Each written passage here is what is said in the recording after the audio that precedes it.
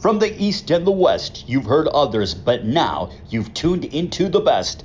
This is a PrimeWave Media production.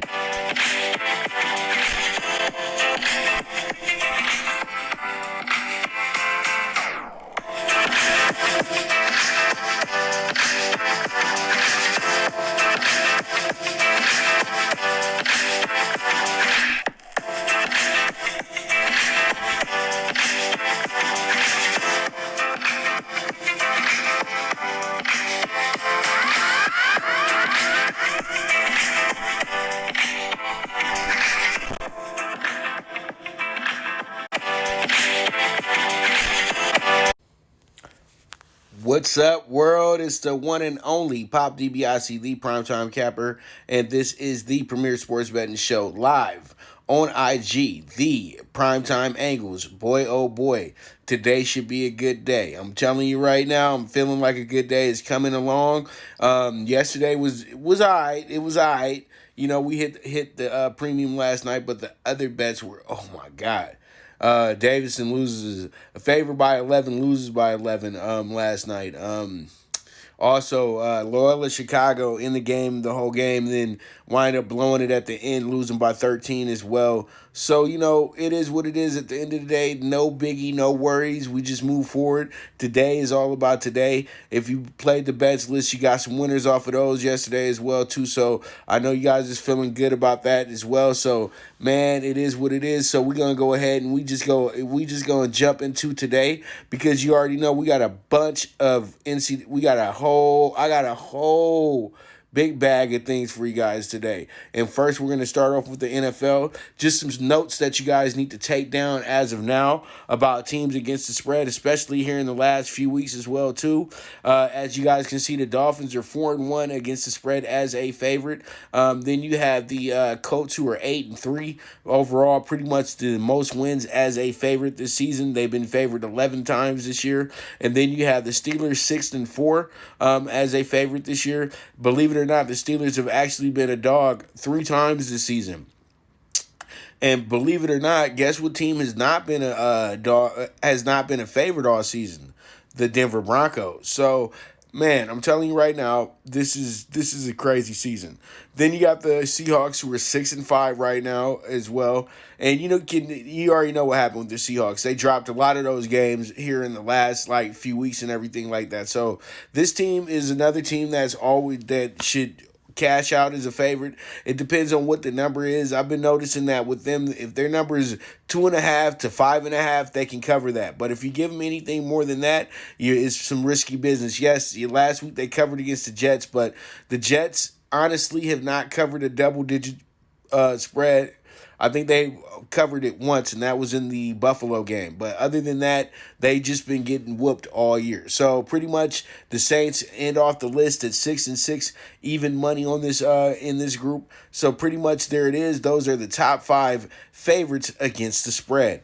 Now let's go ahead and jump into the top 5 underdogs against the spread. This is what we all like the most. And as you can see, the Giants and the Washington football team are both tied at 8-3. That doesn't mean that they win a lot straight up as a dog, but I'm going to be dead honest with you. Both these teams have won literally 80% of their games as a underdog this season. So there it is. Washington football team and the Giants both been the dog 11 times in their games, and they've been able to come through as an 8-3 cover as well, too. So 8-3 to cover that. So there it is. You got the Panthers covering that a 70% clip as an underdog this season. Yeah, I know that they've had some trouble and everything this year, but the thing is, though, every time that they're a favorite, they've lost. But every time that they are the dog, you got to watch out, especially when they're a plus 8.5 or so. Only team that got the best of them for real this year was the only team that really got the best of them this year when it comes to them being a dog was the Bucks, and that's a division rival. So the Panthers loom the danger. So be ready to mark that down as well too, as you move forward. And it's coming to the end of the season as well too. So you never know, man. Saturday is going to be a big day, but I'm just letting you guys know right now that it's not a sure thing with the Packers on covering that game. Now, winning the game, that's something different, but covering the game, you better look at the Panthers a little closely come Saturday. I'm just giving you guys some FYI, some heads up tips before we get there. And I have my picks. You guys will see my bets for the games tomorrow once we go ahead and drop NFL Bet Exchange. So make sure you pay attention to that, because we got a lot of notes in there as well too that back up a lot of the plays and everything like that that I am putting out for you guys this week on the show. So pretty much you got the Bengals 7-5. Miraculously, the team is 2-10-1, but they figured out a way to go 7-5 against the spread this year. And actually, they're 7-5-1 against the spread, because when you think about it, they had a -3. And then it was a 2.5. It was a lot of different things opening day, but the line really ended at a -3, to be that honest with you. And pretty much that's what I had it at, and pretty much that's why it's been even. So it's 7-5-1 really, but pretty much I just forgot to put the 1 there. So there it is, the Bengals. And then you have the Jaguars 6-6. No surprise here. The Jaguars have, as an underdog, they've been the underdog 12 times this year. The one time they were a favorite was on Thursday Night Football, third week of the season against the Dolphins, who were 0-2 at that point. And all of us did that. May we all put our heads back and we all looked at the camera and we put our heads back and laughed like this. Ha ha ha. You know what I mean? And everybody knows what I'm talking about, with the 4 African guys and everything like that. You put your head back and laugh like this, because that was a damn joke that night when they made the Jags the favorite in that game. So we move forward, and let's go ahead and talk about the top over teams here. In the top 5 over teams, the Raiders are 10-3 this year when it comes to games going over and everything like that. So the Raiders have pretty much went over in about 80% of their games this year. The only games that they had issues with going over, the Browns game was one of them, and then it's literally been on the road most of the time, but their home games, though, most of them have went over this season. So there it is, Raiders 10-3. So if you need an over game or a team to go over in a game, the Raiders could be your team. So there it is, 10-3. But this is something to look at too in the final 3 weeks, because something that the Raiders have to improve is their defense, and they just fired their defensive coordinator as well too. But there goes to show you why that defensive coordinator is now jobless. Now you got the Titans, who are 9-3-1. And the Titans, you would think that they blew out a lot of teams, but the Titans really can't get off the field on third down. So they've had their issues like literally all season. Even though they have a great record and everything like that, they've had issues covering games and pretty much, keeping games keeping games right where they need to be at. So a lot of games do get a little out of hand and everything like that. And it is what it is, but they do have a high-powered offense, great run game, great passing game, the best of both worlds, and pretty much that's why the Titans are killing the game right now. One of the top teams when it comes to total yards per game as well, too. Then you got the Bills, 9-4. Surprise, surprise. This team was not really good last year when it came to going over. They actually were a big under team last season. So this year, the Bills are making strides. They're making moves towards, being a very relevant team and being an elite team in the NFL as well, too. The combination of Allen and Diggs is starting to become very, very potent in the NFL, and people got to watch out. It's looking like Jim Kelly and Andre Reed 2.0 as well, too. So Bills Mafia, get excited. There's big things coming your way. Then you got the Vikings 9-4. And, you're going to crack up when you guys actually look at the Vikings' home record this season and how they played against teams up under 500. This team is really struggling against teams under 500 this year, but they're doing well against teams over 500 this year. So the Vikings are a helter-skelter bunch, but the 9-4 is a little bit of a surprise. But, hey, it is what it is at the end of the day. This team does score a lot of points, but in games they've given up a lot of points as well, too. But they've also had games where they didn't give up anything and scored a lot of points. So pretty much the Vikings are a different type of breed this season, more of an offensive-centric team. We all thought they were going to be more defensive than anything, but they're doing their thing right now. Vikings 9-4. Then you got the Colts, Lions. I put them both here. They're both 8-5 going over this year. The Colts have went over a lot when it comes to their home games and everything like that. But, the Colts have caught me a little bit off guard. I thought they were going to be more of an under team this year, but they're a big over team because Phillip Rivers brings the extra oof that they need on offense to get those extra points. Now, Jacoby Brissett was starting our season. They will probably be a 7-6 team right now, or a 6-7 team, and they will probably be going through the motions of trying to have a potent run game and a sufficient pass game. But with Rivers, he's able to make the pass game something to where it can be a valuable asset, and then he sets up the running game so nice for the big rookie. So there it is, NFL top 5 over teams, and those are your that's your group right there. So go ahead and throw them in your notes as well too. Then you have the top 5 under teams today. This is going to be the Giants. 3-9-1, and then you have the Jets 4-9. Then you have the Cards 4-9 as well too, and you have the Rams 4-9, and then you have the Bears, surprise 5-8. You would think most of the damn Bears games went under this year, but they didn't. So pretty much these are the teams that have been the under teams this year. The Giants, very notorious about that all season. Pretty much they haven't really even given up 30 points in a game this year. Go back and look at all their games and see when did they give up 30 points. I think they gave up 37, and that was one time, and that was against the Dallas Cowboys in Dallas in week 3. So, this team is, and I think they actually got 35 dropped on them by the 49ers, or that might have been the Jets. But regardless of anything, the Giants have not been getting a lot of points scored on them. But they're not scoring a lot of points on their end as well, too. So the 3-9-1, there it is. Jets, you already know the Jets, what they're going through. Absolute misery right now. So the Jets, 4-9, it doesn't really even matter.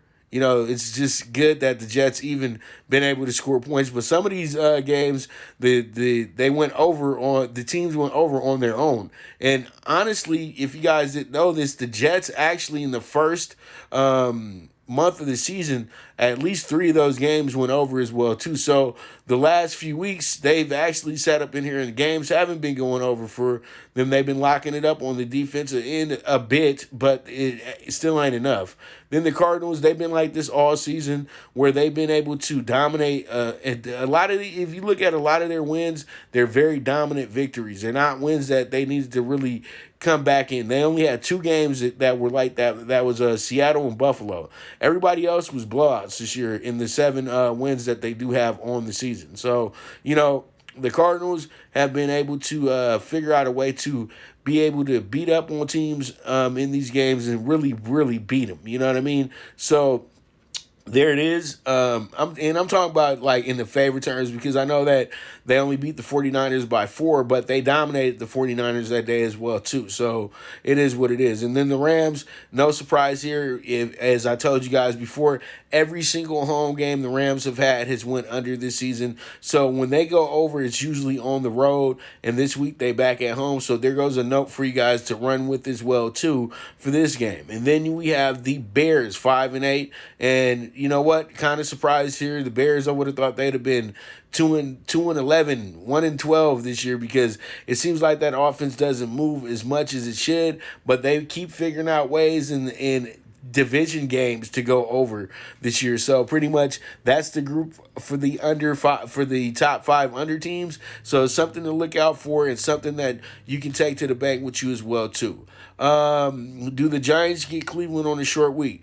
After you saw what happened with the Browns on Monday Night Football, I feel bad for whatever team is going to play them next, because that team was pissed off at the end of that game. And the Giants ain't the Ravens. So pretty much the Browns, if they go in there with the same focus that they did against the Ravens come Sunday night, they should be able to take care of their business as well too. And it would be good for, pretty much for this team moving forward to the playoffs and everything like that, to have that momentum. Now, the Giants, if they wind up losing this game, they're technically still not out of the playoffs because they do own the tiebreaker against Washington. And I really don't see Washington winning all the way out. I do see them actually probably losing 2 games here in the final stretch as well, too. So, we might wind up having a 7-9 division winner this year as well, too. So the Giants, if they were to lose, they wouldn't really be putting themselves out of it like that. So it is what it is at the end of the day. So we move forward and we have ourselves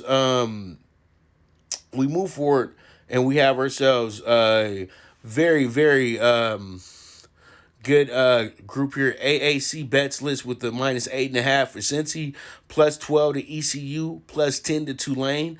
And pretty much that's going to be the AAC Bets List for today. Then we have the ACC Bets List. That's Miami to U at home going against Pittsburgh. I love them today, +130.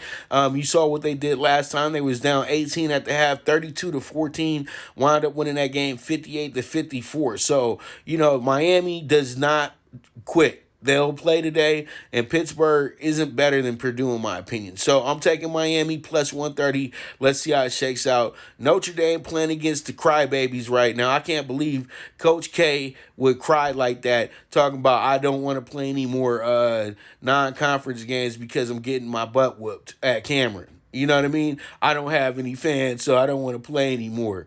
Come on, that's not Coach K. Coach K, it's time to wrap it up, dog. You getting soft. So +3.5 Notre Dame, as in the words of Tupac in Above the Rim. I can't cuss because this goes on other platforms, but rough them up. And y'all know what I really mean. Rough them up, dog. Do what you got to do, Notre Dame, but cash that ticket +3.5. Let's see how it shakes out. All right, we move on. We got Nova -12.5 tonight going against Butler at home. Let's see how this one goes. Let's see how it shakes out, and we'll roll from there. Now we got the CBB Bets List. We got Vandy +6. That game's coming up in about 20 minutes. Then we got the St. Francis, New York money line -175. That's a conference game against Central Connecticut State today. Elon's going against Campbell today. We're taking the -4 in that spot. And then we also have the +17.5 with Northeastern. And that's them going against Syracuse today. So hopefully they go ahead and kind of, trap out that zone a little bit, figure out ways to hit some threes on that potent 2-3 defense of Jim Boeheim. Then you got Wagner. +11 Wagner. Wagner could possibly win their game today as well, too, but we'll see how it goes. Wagner only has 1 game on the season. They didn't look that great against Seton Hall, but we're taking the +11 on Wagner. Let's see how that shakes out. And then we have ourselves the +6.5 on Cal Poly. San Luis Obispo today. They're going against San Diego.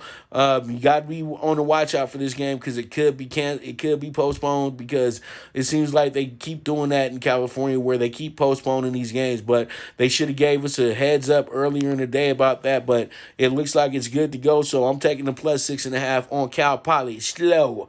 And then we have FIU going against they're going against Florida something. Florida Gulf Coast. I'm sorry about that. And they're going to play them today. I'm taking Florida International with the -120. They just a little bit more talented than FGCU, so we'll see how it goes. And then we got Florida today. Florida's going against North Florida today. I like Florida a lot. I think Florida should go ahead and win this game by 30 points or better. So let's see how it shakes out, and we'll roll from there. And then you already know what it is. If you've been rocking with me for all these years, you guys know who we've made a lot of money off of in college basketball. And there they go. The LIU Brooklyn Blackbirds. Now they call it the Dolphins, but they forever the Blackbirds to me. The original dynasty. The LIU Brooklyn money line -145. Let's see how it shakes out. And then we end the night with the Arizona State Sun Devils.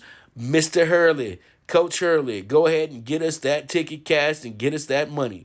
-13.5 on ASU. You guys go ahead, single what you like here. If you want to make it a jackpot ticket, you already know it's going to be big value. So let's see how it goes. But sweeping the board, that's going to be kind of hard. But you know what? I feel like we can get 70 to 80% of these hit as well, too. You can go ahead and turn them into different parlays. Pick 4, pick 5, pick 6, whatever you want to do, okay? Or you can go ahead and say, you know what? Forget you, Pop. I'm fading you today. day, and then we'll just go ahead and have a nice little face off from there. Okay, so it is what it is at the end of the day, and that is your CBB Bets List. All right, real quick, Gulfstream primetime bets. We got race 8 best value, Sunny Isle Beach win play show, the 7-4 1 and 3, the shot of the day, louder than bombs, 10-4-1-6 is our group for that race as well. And then we got the race 10 nightcap with lower for longer, the Irish import trained by Chad Brown, and we're gonna see if Chad Brown can go ahead and cash us out nicely. So here we are. We go to the end of the night, and that's going to be the late pick 4 races 7 through 10.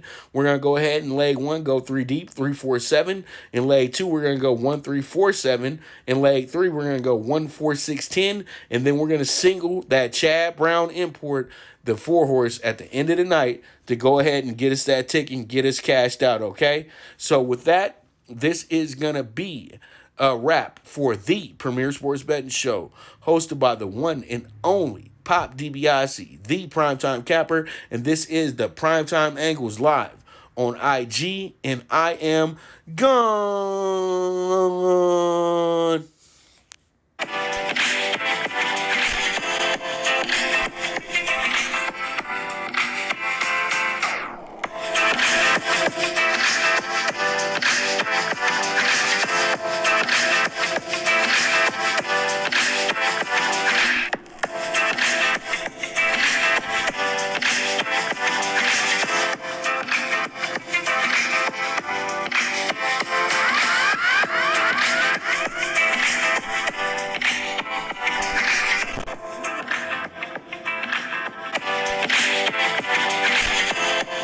Thank you for tuning in to the Primetime Angles, the Premier Sports Betting Show, hosted by the one and only Pop DiBiase, the Primetime Capper.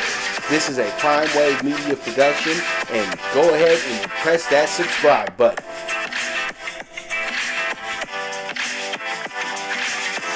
From the East and the West, you've heard others, but now you've tuned into the best. This is a PrimeWave media production.